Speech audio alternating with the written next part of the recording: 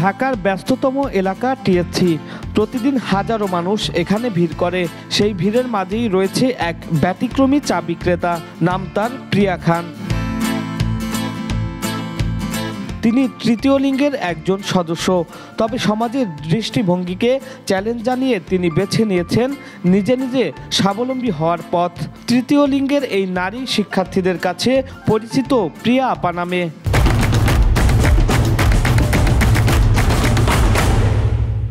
আমার কাছে ভাই এটা লাগে, কারণ উনি হচ্ছে সুযোগ থাকার পরও এই কাজগুলো কারো কাছে হাত পাততেছে না, নিজেরটা নিজে করে খাচ্ছে।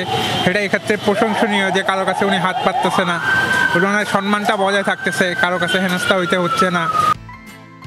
টিএসসির মোড়ে ছোট্ট একটি চায়ের স্টল, হাসি মুখে সকলকে চা পরিবেশন করছেন প্রিয়া খান। একসময় টিএসসিতে মানুষের কাছে টাকা তুলে জীবনযাপন করতেন তিনি। আজ তাদেরই চা বানিয়ে খাওয়াচ্ছেন। না, মানুষের দাঁড়ে দাঁড়ে ঘোরার থেকে বসে কাজ করে খাওয়াটা অনেক ভালো। দেখেন, আগে আমি যাদের কাছ থেকে 10-20 টাকা, 50 টাকা, 100 টাকা নিয়ে চলতাম, তারা এখন আমার দোকানের কাস্টমার। চা বিক্রি করে যে খুব বেশি আয় হয় তা নয়, তবুও জীবনের প্রতি তার ভালোবাসা, আত্মবিশ্বাস আর সম্মানবোধ যেন থাকে, তাই শুরু করেছেন চা বিক্রি। দিন দিন তার চায়ের দোকানের সুনাম ছড়িয়ে পড়েছে আশপাশে। বর্তমানে অনেকেই এখন তার দোকানে চা খেতে আসেন। আসলে মানুষ হিসেবে তো এমনটাই হওয়া উচিত। রাস্তায় দাঁড়িয়ে বা পার্কে টাকা তোলার যে ব্যাপারটা, এটা কেউ মনে হয় না খুব ভালোভাবে নিবে। তাদের যদি এরকম কর্মসংস্থান, শুধু এই ক্ষেত্রে না, অন্যান্য ক্ষেত্রেও যদি হইতো এরকম কর্মসংস্থান, আমরা যারা সাধারণ মানুষ আছি, যারা সুস্থ স্বাভাবিক, তারাও যদি সাহায্যের হাত বাড়িয়ে দিতাম, আর মনে হয় পরিবেশটা আরও সুন্দর হইতো। মানুষ হিসেবে এটাই তো আমাদের হওয়া উচিত। আর অন্যান্য দোকানগুলোর থেকে মনে হয় যারা আছে তারা এই দোকানটাতে বেশি ভিড় করে, এর জন্য শুধু। একসময় তিনিও ছিলেন পরিবার থেকে বিচ্ছিন্ন, সমাজের ঠোঁটবাঁকা কথার শিকার। রাস্তায় সময় কাটিয়েছেন অবহেলায়, ভয়ে, অসম্মানে। কিন্তু একসময় সিদ্ধান্ত নেন ভিক্ষা নয়, কাজ করে বাঁচবেন। হ্যাঁ, এটা আমার 2016 সাল থেকে একটা ছিল যে আমি কিছু একটা করে খাবো।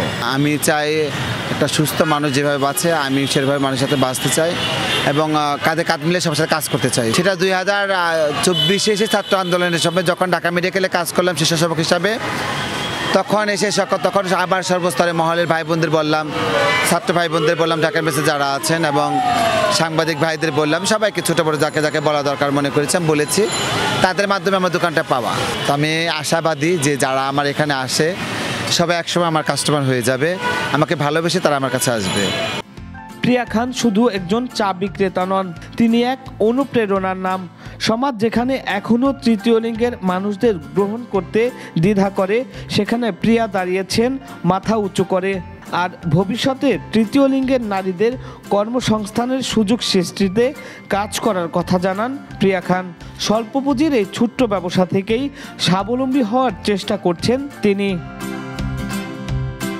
শামীম হোসেন শামন, ঢাকা মেইল।